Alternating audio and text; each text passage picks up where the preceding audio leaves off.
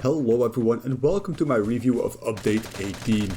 As per usual, I like to do a separate video every update about what they introduced, what I like about it and what I feel could be better, and some of the bugs that have been introduced and what I hope they will add in the future. I'm a bit later than usual with this review because I've been a bit busy, but let's get into this. The Battle Pass, definitely a good Battle Pass we got this season in my opinion. Snow camouflage has been asked for a long time, and I think they did a great job delivering the various outfits. The Battle Pass still pays itself back, so there's no reason not to get it if you plan on finishing it. There was also a discount if you bought the Battle Pass plus a couple of levels. I think it was only 500 crowns for 25 levels.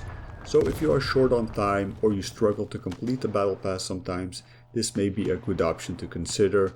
With a fully upgraded antenna, 500 crowns is quite easy to make back, to be honest. Or you buy a small amount of crowns.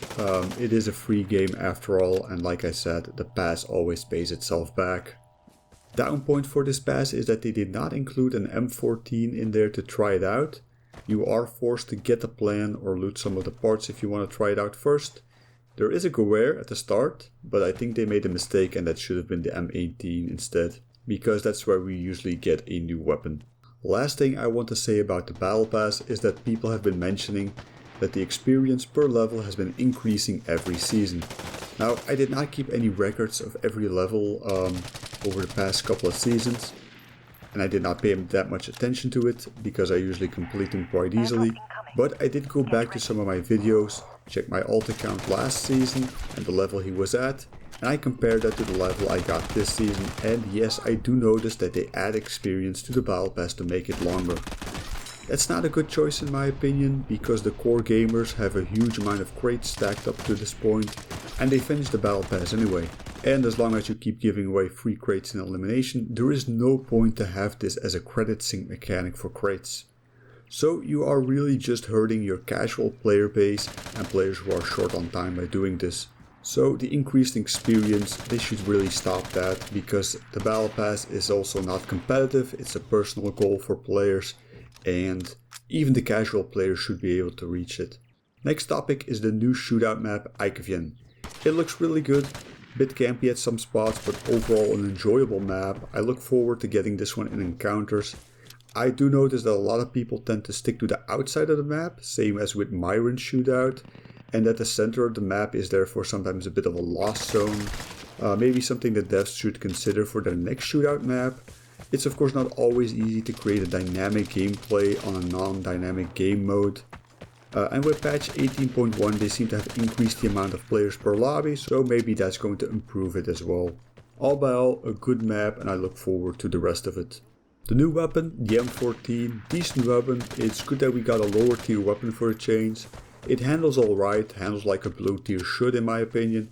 Single fire looks like it's a 3-shot kill, or so it feels anyway, correct me if I'm wrong. First person mode is still bugged, they forgot to remove the zoom from the M21, so right now this thing is a scopeless sniper rifle. It also has quite a kick to it in single fire. Maybe tweak that just a little bit to make it more fun at longer ranges. The bloom is also a bit too big for long range shots in my opinion. Full auto, this thing is okay, it's not overpowered, and like I said, the bloom goes pretty hard. It performs like a blue tier should. I haven't tried it in encounters yet, I don't know if I actually will. Might give it a go just to test it, but I would love to see this thing get a burst fire setting.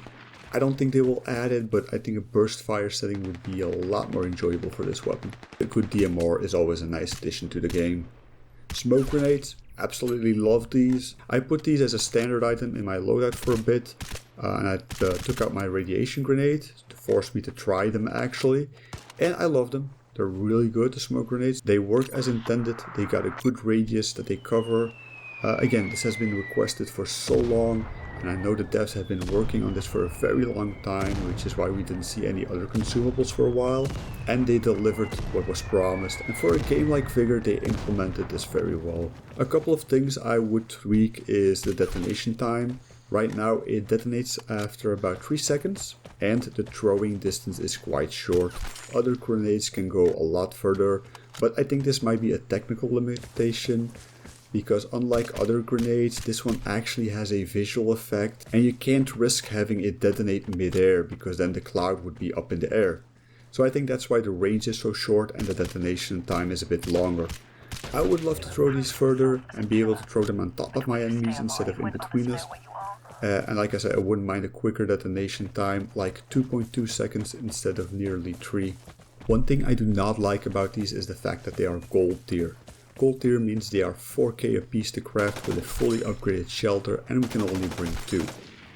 I normally take a radiation grenade and I feel I use smoke grenades less than I would radiation grenades. Which means I take a very expensive item with me, but I'm not sure if I'll need it. Unlike other gold tiers, you almost always find a use for them. Boards, plates, grenades, usually you will always use these in your encounters. So I would prefer to see these at a cheaper price, maybe purple tier. Honestly, I will make them blue tier and people will bring them all the time. But purple tier means 3 grenades and cheaper, and I think I would suit this consumable better. The devs have already said in the latest dev stream that they were not going to tweak these, but I really hope they consider it, to be honest. They changed iodine back in the day from gold to purple, and I think they should always reevaluate consumables as the game evolves and changes. The new knife, well, it's a knife, so there's not much to say about that, but we got a melee rework, let's talk about that.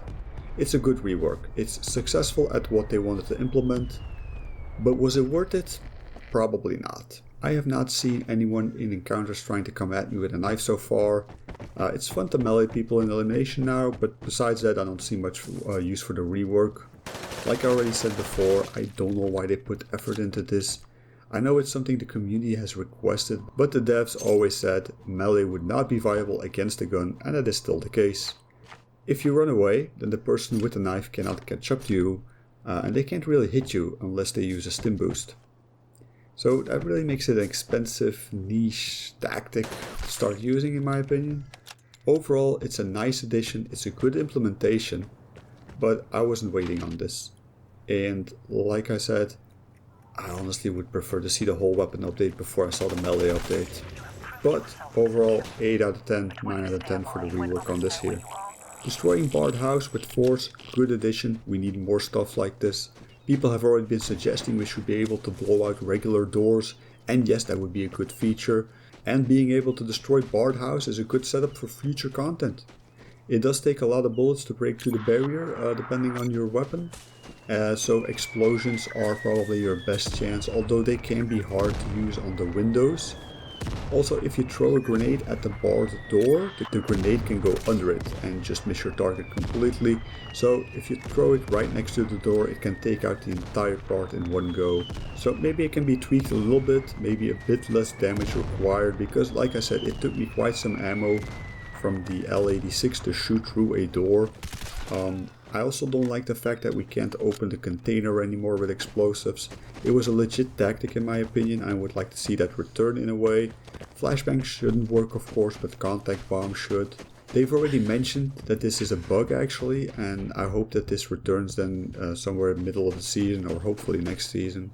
Or maybe they should just give us a new consumable, a breaching charge. Instead of a contact bomb on the floor, we place it on walls, and then we can just open barred doors and container doors.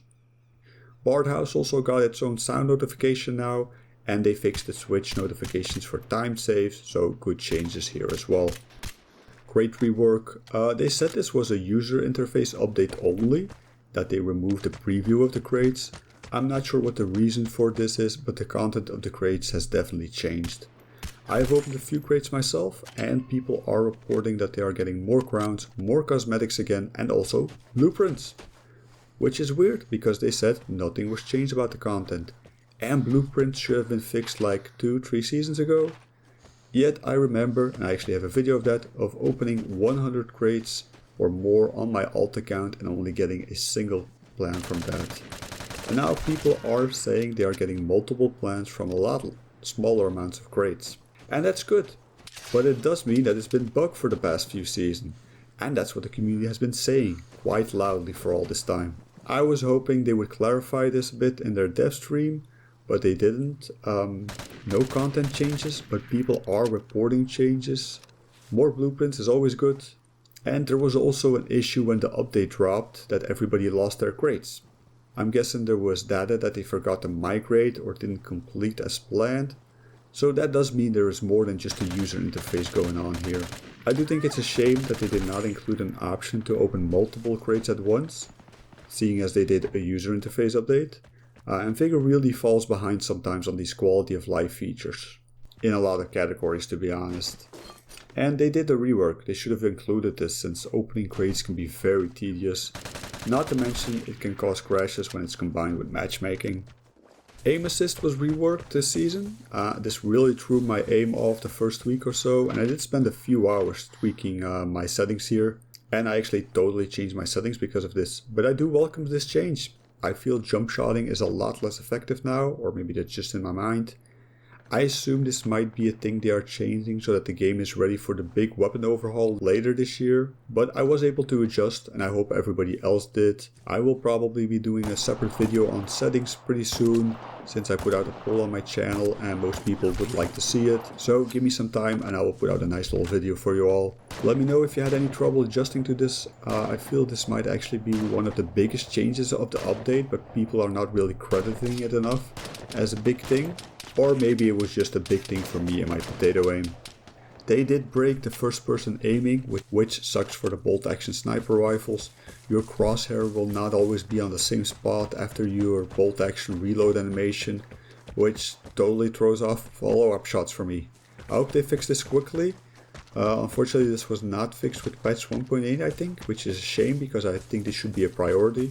And there's also still a couple of bugs going on with silenced bullets, people shooting while they are reloading, so they should probably fix those as well. Seasonal rewards, not really that great again this season. I hope they take the feedback to heart and put more effort into these for the future.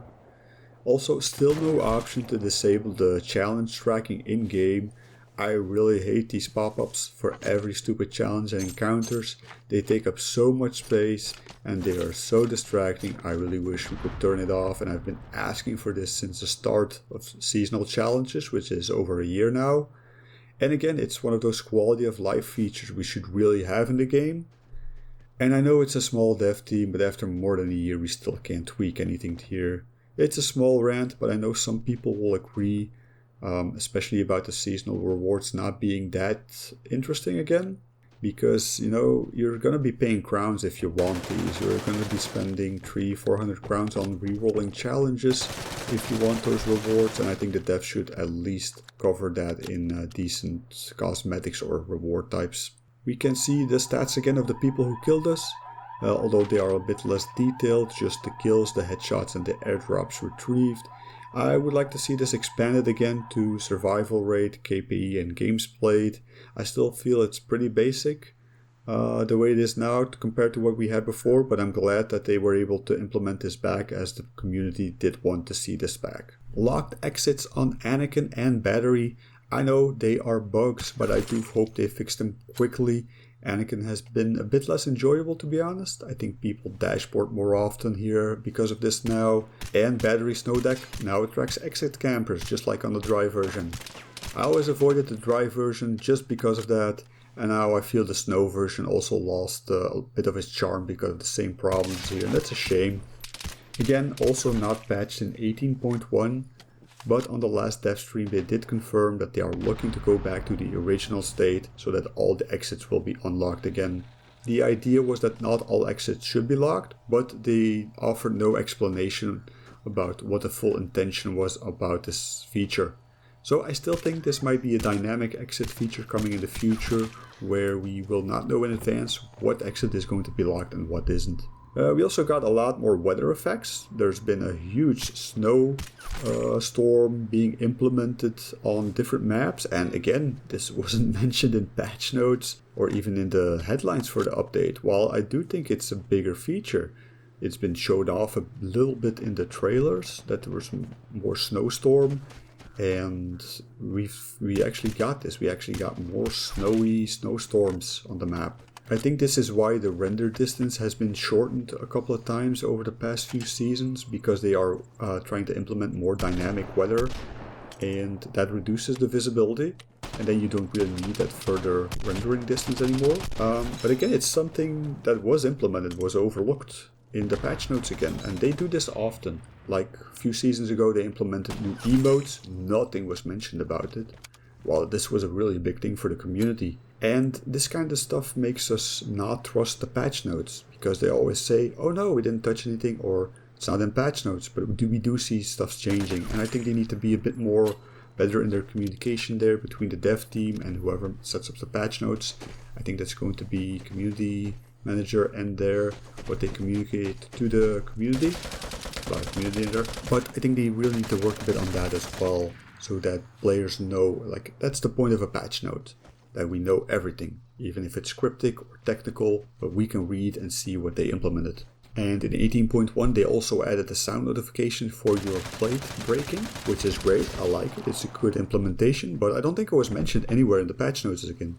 Overall, I think this is a pretty good update, considering that a lot of the devs, their resources are tied up on that infamous, almost mythical weapon overhaul by now. And I hope once that comes true, we will be seeing a lot more of these smaller changes to the game, like the Bard House or the Buried Cache we had a few seasons ago. But I do rate this a good update, mostly because of the quality of the content and not per se the quantity that we got. And I think that's a priority within the community right now, getting bug-free content and not too much stuff that's being broken. And if stuff does get broken, we want to see quick fixes. And I think I covered just about everything here from the update. Correct me if I forgot anything, and let me know what you think about the update. Thank you all for watching, and see you all next video. Bye!